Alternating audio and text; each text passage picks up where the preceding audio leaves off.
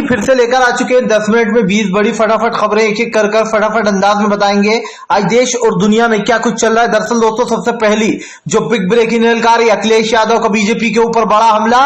बोले चौथे चरण में जनता ने तय कर दिया है कि बीजेपी का सफाया हो गया। आपको बता दोस्तों अखिलेश यादव ने कहा कल 23 तारीख है और 23 फरवरी के दिन आप सभी लोगों को साइकिल का बटन दबाना है। अखिलेश ने कहा कि बीजेपी बौखला रही है, उसकी बौखलाहट साफ दिखाई दे रही है, वो उत्तर प्रदेश का चुनाव हारती हुई नजर आ रही है। आपको बताते चलूं दोस्तों अखिलेश के इस बयान के बाद बीजेपी पूरी तरीके से घिर गई है। अखिलेश ने जमकर बीजेपी पर निशाना साधा और कहा कि उत्तर प्रदेश में इस बार सपा की सरकार आने वाली है। आपको बताते चले दोस्तों इससे पहले भी अखिलेश यादव के जितने दावे थे वो सही साबित हुए, क्योंकि इससे पहले 3 चरणों के चुनाव में अखिलेश यादव ने ही बाजी मारी।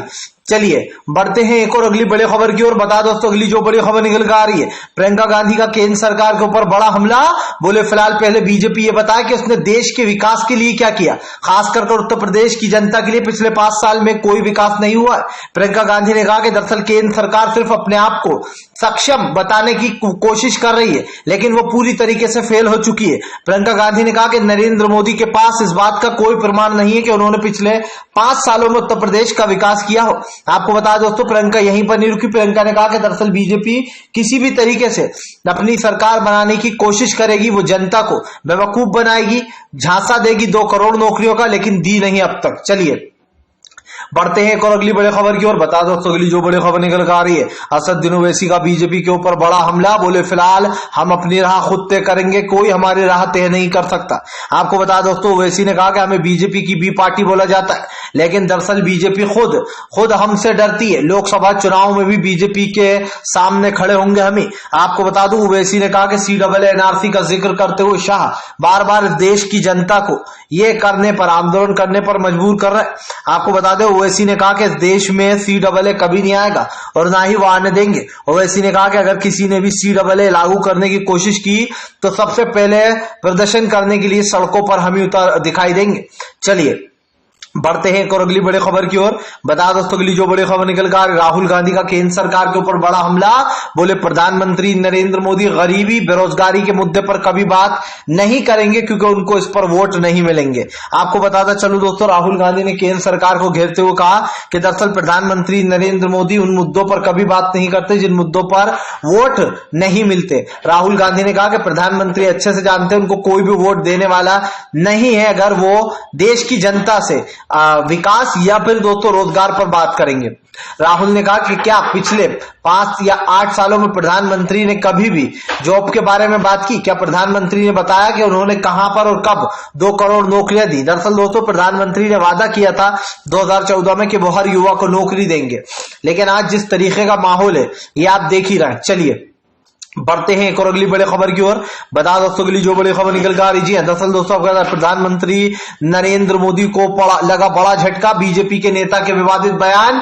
बोले जो हमें वोट नहीं देगा वो मियां भाई है। जी हाँ, वो मियां भाई की औलाद। आपको बताता चलूं दोस्तों एक सोशल मीडिया पर एक वीडियो तेजी से वायरल हो रहा है, इसके बारे में मैंने आपको सुबह भी बताया था, लेकिन दोबारा बताने की वजह यह है दोस्तों कि बीजेपी के नेताओं ने इस चुनाव में सारी हदें पार कर दी है। आपको बताता चलूं दोस्तों ये वीडियो सोशल मीडिया तेजी से वायरल हो रहा है। नरेंद्र मोदी पर लोग सवाल उठा रहे हैं कि क्या बीजेपी इस हद तक गिर गई है कि वो इस तरीके की भाषा का और इनके मंत्री इस तरीके की जो यहां पर बात करेंगे। आपको बताता चलूं दोस्तों जिसने भी यहां पर आप समझिए जिसने भी इस तरीके की बातें बोली है वो कोई और नहीं बल्कि बीजेपी का ही नेता है। अब आप समझिए दोस्तों वोटरों को नवाने की इसका नाम है रविंद्र नाथ सिंह और इसने इस तरीके का विवादित बयान दे दिया है। अब रविंद्र सिंह जो है दोस्तों वो लोगों के सोशल मीडिया पर निशाने पर आ गया है। लोगों ने कहा कि बीजेपी वोट पाने के लिए किसी भी हद तक जा सकती है, मतलब बीजेपी को आप वोट नहीं दोगे तो आपकी रगों में मियां भाई का खून दौड़ रहा है। अब आप समझिए, और ये भी कहा कि वोटों के बाद सबको देख लूंगा जो मुझे वोट नहीं देगा। फिलहाल चलिए बढ़ते हैं एक और अगली बड़ी खबर की ओर। बता दोस्तों अगली जो बड़ी खबर निकल कर आ रही चौथे चरण में दोस्तों आपको बता दें अखिलेश यादव के साथ ही जी दोस्तों जयंत चौधरी का बड़ा ऐलान। जयंत बोले इस बार किसानों ने फैसला कर दिया है कि भारतीय जनता पार्टी का पूर्णतः सफाया होगा। आपको बताते चलूं दोस्तों जयंत चौधरी ने बीजेपी पर निशाना साधते हुए कहा कि बीजेपी की अब जमीन खिसक चुकी है, अब उसके पास कुछ बचा नहीं है। जयंत चौधरी ने कहा कि दरअसल बीजेपी को यह पता ही नहीं है कि उत्तर प्रदेश से उसका सूपड़ा साफ हो चुका है। मैं आपको बता दें दोस्तों जयंत चौधरी इस बयान के बाद बीजेपी घिर गई है। जी हाँ, जयंत चौधरी ने बीजेपी पर निशाना साधते हुए कहा कि बीजेपी के पास कोई अब वो नहीं है कि वो फिर से सत्ता में वापस आएगी। ना ही उसने किसानों के लिए कुछ किया है, ना ही जनता के लिए कुछ किया है। जयंत चौधरी के इस बयान के बाद दोस्तों बीजेपी लगातार सोशल मीडिया पर लोगों के निशाने पर। चलिए बढ़ते हैं एक और अगली बड़ी खबर की ओर। बता दोस्तों अगली जो बड़ी खबर निकल कर आ रही है, दरअसल दोस्तों आपको बता दें कर्नाटक में हिजाब वाला मामला लगातार बढ़ता चला जा रहा है, लेकिन इस मामले ने तुलजब पकड़ लिया दोस्तों जब शिवमोगा में एक बजरंग दल के व्यक्ति की मौत हो गई है। इसकी मौत दोस्तों अलग ढंग से हुई है, लेकिन इसको जानबूझकर हिजाब वाले मामले से जोड़ा जा रहा है। आपको बताता चलूं दोस्तों, इस मामले को लेकर जानबूझकर हिंदू मुसलमान किया जा रहा है ताकि चुनाव के वक्त बीजेपी को फायदा मिल सके। ये हम नहीं कह रहे दोस्तों, ये विपक्ष पार्टियां कह रही हैं। आपको बताते चले ये वीडियो सोशल मीडिया पर अब तेजी से वायरल भी हो रहा है, जहां पर अब बताया जा रहा है उस लड़के का नाम हर्ष था, लेकिन इस पर सवाल उठ रहा है कि आखिरकार इसको हिजाब वाले मामले से क्यों जोड़ा जा रहा है, जबकि उस लड़के की मौत को दोस्तों 2 दिन हो चुके हैं, लेकिन अब तक कोई ऐसा सुराग हाथ नहीं लगा जिससे कि यह साबित हो जाए कि आंदोलनकारियों ने उस लड़के को मारा है। चलिए खैर चलिए हम बढ़ते हैं दोस्तों एक और अगली बड़ी खबर की ओर। बता दोस्तों अगली जो बड़ी खबर निकल कर आ रही है, प्रधानमंत्री नरेंद्र मोदी पर दोस्तों आपको बता दें फूटा एक बार फिर से दीदी का गुस्सा। बोले फिलहाल देश में उत्तर प्रदेश में खास कर जरूरत है अखिलेश यादव जैसे सीएम की। आपको बता दोस्तों ममता बनर्जी ने बिना सोचे समझे फिर से एक बार अखिलेश यादव का समर्थन कर दिया अभी पूर्ता। आपको बताता चलूं दोस्तों ममता दीदी ने अखिलेश यादव का समर्थन करते हुए कहा कि अखिलेश यादव जैसा सीएम होना चाहिए जो कि उत्तर प्रदेश की कमान संभाल सके। दीदी ने कहा कि उत्तर प्रदेश में जो यहाँ पर वाराणसी में जाकर हम उनके लिए जो यहाँ पर प्रचार करेंगे। आपको बताता चलूं दोस्तों बीजेपी के प्रचार के लिए जो है यहाँ पर वो जाने वाले हैं, और यही कारण है दोस्तों जो अब बीजेपी को बड़ा झटका लगता हुआ नजर आ रहा है।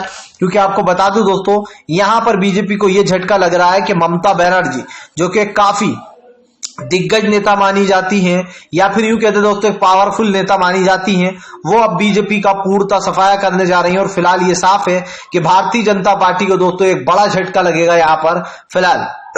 चलिए बढ़ते हैं एक और अगली बड़ी खबर की ओर। बता दोस्तों अगली जो बड़ी खबर निकल कर आ रही है, दरअसल दोस्तों आपका रणदीप सुरजेवाला का फूटा बीजेपी के ऊपर गुस्सा। बोले बीजेपी ने 5 साल में और मोदी जी ने केंद्र में 8 साल में कुछ नहीं किया। आपको बताया दोस्तों उत्तर प्रदेश का हवाला देते हुए रणदीप सुरजेवाला ने कहा कि योगी आदित्यनाथ को ना ही स्कूल पता है, ना ही कॉलेजेस पता है, ना स्कूलों में कोई काम किया गया है, ना ही कॉलेजेस में कोई काम किया गया है कॉलेज में। आपको बताते चलूं रणदीप सुरजेवाला ने कहा कि उत्तर प्रदेश की जनता को 5 साल से ये झांसा दिया जा रहा है कि हम आपके लिए विकास का काम कर रहे हैं। आखिरकार वो कौन सा विकास है जो अब तक दिखाई नहीं दे रहा।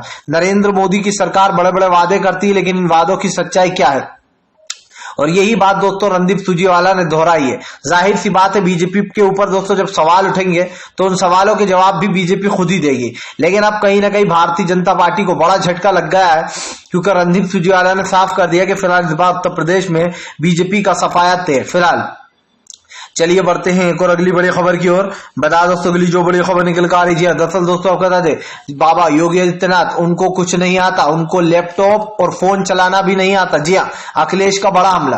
दरअसल दोस्तों अखिलेश यादव ने फिर से एक बार योगी आदित्यनाथ को घेर लिया। उनका कहना है कि बाबा को कुछ नहीं आता, ना ही फोन चलाना आता है, ना ही लैपटॉप चलाना आता है। पहले तो बाबा ये बताया कि फोन कैसे चलाते हैं। इन्होंने एक सांड है, बस उस सांड को छोड़ दिया, वो सांड भी अब इनके काबू में नहीं आ रहा है। मैं आपको बताता चलूं दोस्तों यहां पर जबरदस्त तरीके से ट्रोल कर लिया है अखिलेश यादव ने योगी आदित्यनाथ को, और उन्होंने साफ कहा कि ये फिलहाल बाबा जो है ये बुलडोजर वाले बाबा से कुछ नहीं होता, सिर्फ चिल्लम फूकने के अलावा। चलिए बढ़ते हैं एक और अगली बड़ी खबर की ओर। बता दोस्तों अगली जो बड़ी खबर निकल कर आ रही है दोस्तों पंजाब में होगी करारी हार। जी हाँ, आपको बताता चलूं दोस्तों पंजाब के सीएम चन्नी का केजरीवाल और बीजेपी पर बड़ा हमला। आपको बताता चलूं दोस्तों पंजाब में कल 117 सीटों पर मतदान हुआ। इस मतदान में दोस्तों ये माना गया कि फिलहाल पंजाब की जो सियासत है पंजाबियों किसके हाथ में सौंपने वाले। आपको बताता चलूं दोस्तों 117 सीटों पर चुनाव होने के बाद यहां की तस्वीर साफ हो चुकी है। साफ दिखाई दे रहा है कि उत्तर प्रदेश में इस बार दोस्तों कहीं ना कहीं बीजेपी का सफाया, उत्तर प्रदेश बोल रहा हूं कि पंजाब में बीजेपी का सफाया है। और पंजाब में दोस्तों आम आदमी पार्टी जो है वो कांग्रेस के साथ टक्कर में।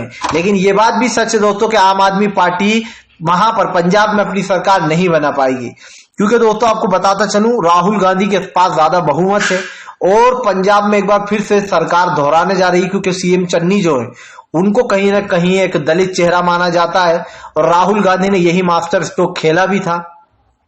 जिससे साफ दिखाई दे रहा है कि फिलहाल अब वहां की राजनीति में भूचाल आ चुका है। फिलहाल दोस्तों आप लोग इसके बारे में क्या सोचते हैं, पंजाब में किसकी सरकार आएगी, हमें कमेंट बॉक्स में बताइए।